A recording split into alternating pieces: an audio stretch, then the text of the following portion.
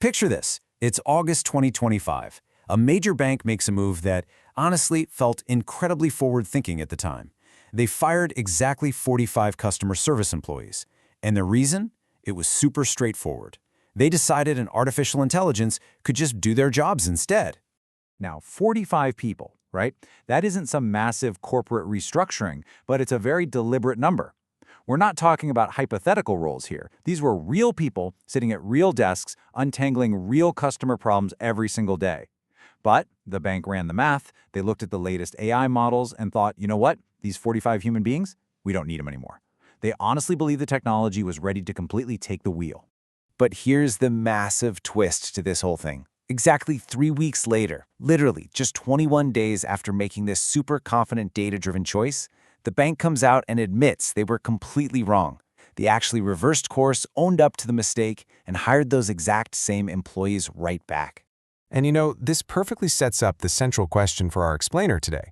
How do you tell the difference between a task that an AI can automate and the actual job that the task was just a part of? Because here's the crazy thing about this trend, and we're seeing it everywhere. These companies, they aren't actually wrong about what AI can do. The tech really is that incredible. What they're completely getting wrong is what those capabilities actually mean in the real world. So, that unnamed bank we were just talking about, that was the Commonwealth Bank of Australia, or CBA. In August 2025, they cut those 45 roles in their customer service direct team, specifically claiming AI could handle the workload. But listen, this wasn't just one company making a bad call. It was actually the leading edge of a huge corporate pattern that swept through the business world in late 2025 and 2026. Basically, every company was in this frantic race to prove to their investors that they were unlocking all these magical efficiency gains AI promised. And you can totally see why they did it, right? I mean, the math looked incredibly clean. It was a simple 3-step playbook. Step 1, cut the roles, because having an AI handle a customer query costs a fraction of a human salary. Step 2, pocket those massive savings. And Step 3, redeploy that budget straight back into building out the AI systems. It is a flawless, perfect loop, assuming you only look at it on a spreadsheet. So what actually happens when that spreadsheet collides with reality? Well, 3 weeks later, CBA had to put out a seriously humbling public statement. And they were super direct. They admitted their initial assessment did not adequately consider all relevant business considerations, and this error meant the roles were not redundant. They completely backtracked because they realized they had fundamentally misunderstood what their own people were doing all day long. Let's move on to IBM's 6% problem and a widespread miscalculation. This brings us to a fascinating parallel case, because this definitely wasn't just a banking thing. The tech giant IBM hit a remarkably similar wall with an AI human resources assistant. They built this system to automatically handle employee questions and take the pressure off human HR staff. And honestly, the tool was a massive hit. It perfectly resolved 94% of routine employee requests without a single glitch. 94%! That's an absolute triumph for automation.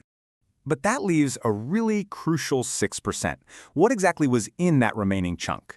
Well, it wasn't just, slightly harder math or a misfiled document. That 6% involved ethical judgment. It was the genuinely hard cases, the deeply human conflicts, the totally bizarre exceptions that a static policy document literally cannot anticipate. So, faced with this totally clear data, 94% automated, 6% deeply human, IBM made a really fascinating choice. They didn't double down. They didn't try to force the AI to hit 100%.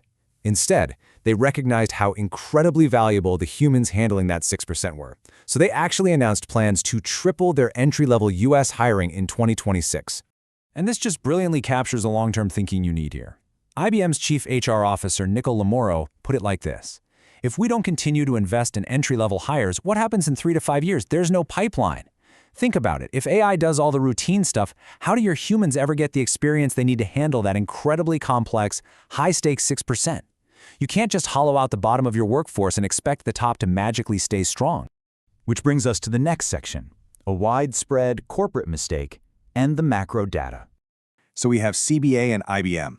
But let's zoom out for a second, because they are definitely not outliers. Get ready for some rapid-fire data here, because these numbers are wild.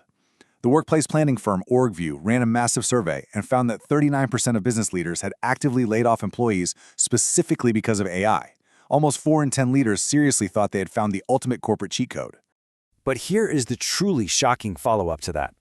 Out of those exact same leaders who authorized those layoffs, 55% of them later concluded it was a mistake. More than half looked back and realized, wow, we cut way too deep, way too fast, and we didn't even understand what we were actually losing. And the staffing firm Robert Half confirmed this whole chaotic back and forth. They found that nearly a third, 1 in 3 U.S. hiring managers who eliminated a role primarily due to AI, had already turned right back around and rehired for the exact same or a super similar position. Just a massive wave of corporate whiplash. So what's actually going on here? We have to be really precise, because the easy, lazy version of this story is just, oh, companies panicked, bought the hype, and wildly overestimated AI. But that's simply not true. The AI genuinely worked. CBA's tools were not faking it. IBM's system handling 94% of requests is a real documented fact. These tools did exactly what they promised for the vast majority of the work. The real failure here was a category error, not a capability error.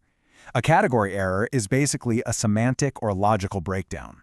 Up in the boardroom, executives were treating the very true statement, AI can do most of this job, as if it meant exactly the same thing as this job is no longer necessary. Somehow, 94% quietly became functionally equivalent to 100% in their minds. Let's contrast these two concepts directly, because this is where the whole thing falls apart. Concept 1 is a task completion percentage. Concept 2 is role necessity.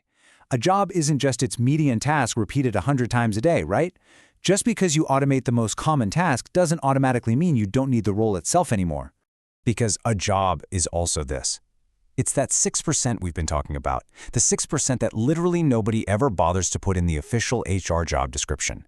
It's the totally bizarre edge case. It's that deeply upset customer who desperately needs empathy and a nuanced human decision. It's the sudden crisis that needs someone accountable to make a judgment call that an algorithm was never built to make. That 6%, it doesn't show up on a glossy capability report. It shows up 3 weeks later as a massive crisis after the person who used to effortlessly handle it is already out the door. And industry experts are watching this play out in real time. The research from Gartner actually forecasts that by 2027, half of the companies that blamed workforce reductions on AI will be quietly rehiring people for similar work. And get this, they predict companies will often use brand new job titles, just to make sure the reversal doesn't look like a huge, humiliating admission of failure on the public org chart. So that brings us to the final section, the real AI lesson and what the numbers hide. So let's pull all of this together into a final takeaway. What is the actual AI lesson here? What are those spreadsheets hiding from the executives? The lesson is incredibly sharp, and it is not that AI can't do the job. It clearly can do most of it. The lesson is that a percentage of task completion is just not the same measurement as whether a role is still necessary. If you're the one deciding whether a job mostly handled by AI still needs a human attached to it, the number that matters isn't how much the AI can do. The essential question you absolutely must ask is, what happens specifically in the part it cannot do? Because 94% automation isn't a finished job. It is a job with a massive 6% hole in it. And that hole, it doesn't show up on the spreadsheet that got someone fired. It shows up in your company's operations when it's already too late. So ask yourself, in your own work, what is your 6%? And who on earth is going to handle it if you're gone? If you're building with AI right now and having to make these tough calls yourself, make sure you subscribe to this Explainer series. We cover a totally different real-world decision every single time.